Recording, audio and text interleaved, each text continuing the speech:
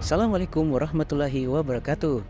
Sahabat beriman, pernahkah kamu mendengar kisah-kisah makhluk mitologi di dunia?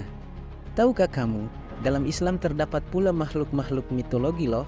Mungkin ini terdengar kurang tepat sih, karena dalam agama Islam, ketika mitologi itu bersinggungan dengan masalah akidah, dia harus diyakini sebagai bentuk keimanan.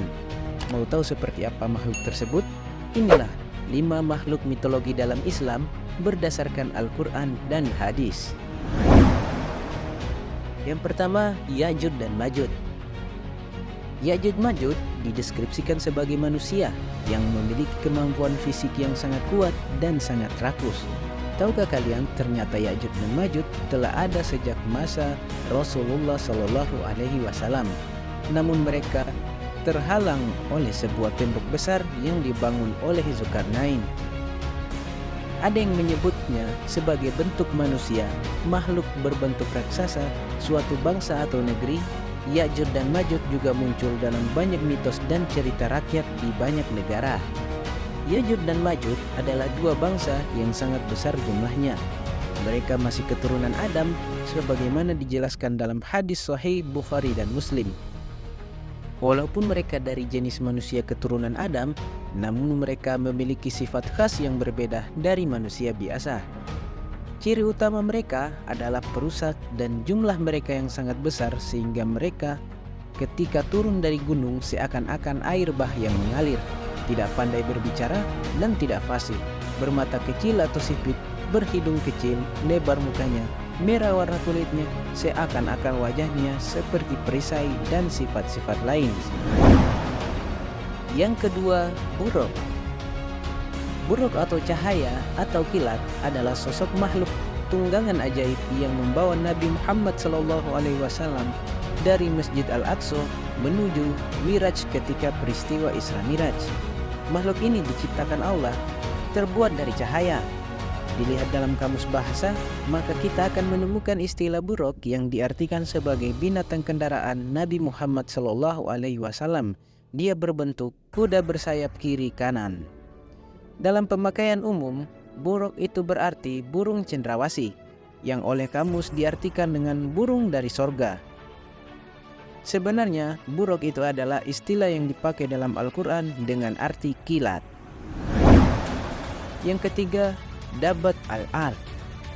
Dabat al-Ard adalah sebuah frasa yang berarti binatang buas yang muncul dari perut bumi. Dalam Islam, binatang ini sebagai salah satu tanda sebelum datangnya hari penghakiman. Binatang ini akan keluar di kota Mekah dekat Gunung Sofa setelah peristiwa matahari terbit dari barat.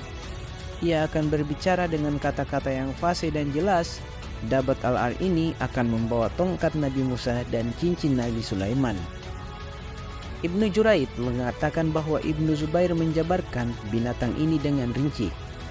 Kepalanya seperti kepala kerbau, matanya seperti mata babi, telinganya seperti telinga gajah, tanduknya seperti tanduk rusa jantan, lehernya seperti leher burung unta, dadanya seperti dada singa, warna kulitnya seperti warna kulit harimau, panggulnya seperti panggul kucing, ekornya seperti ekor biri-biri jantan, dan kakinya seperti kaki unta.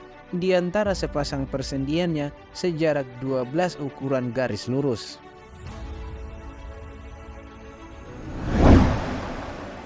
Yang keempat, Angko. Angko adalah seekor burung besar misterius dalam mitologi Islam. Burung itu disebutkan namanya dalam buku karya Zakaria Al-Qazwini yang berjudul Ajaib Al-Makhluqat wa Gharaib Al-Mawjudat, atau makhluk-makhluk ajaib dan hal-hal aneh yang ada. Burung raksasa ini dikisahkan oleh Al-Kisai bahwa burung tersebut pernah ada pada zaman Nabi Hanzahala dengan umatnya yang disebut Ashab Ar-Ras. Ia berhasil membunuh burung ini dengan cara meminta doa kepada Tuhan untuk mematikan dan memutuskan keturunannya. Burung ini sering diidentikan dengan burung simurg dari Persia dan Phoenix dari Mesir kuno. Menurut manuskrip kuno berupa teks Arab kuno dari Timur Tengah, legenda burung kolosal ini dikisahkan memiliki tubuh sangatlah besar, sehingga sanggup membawa seekor gajah dengan cakarnya yang tajam. Sumber-sumber kuno ini menjelaskan bahwa burung Anka pernah dipercaya sebagai makhluk mulia yang diciptakan oleh Tuhan.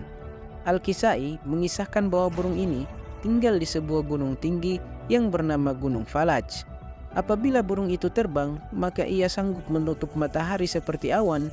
Bulunya memiliki warna yang sangat banyak, lehernya seperti leher unta, memiliki 4 sayap, 2 panjang serta 2 lagi ukurannya lebih pendek.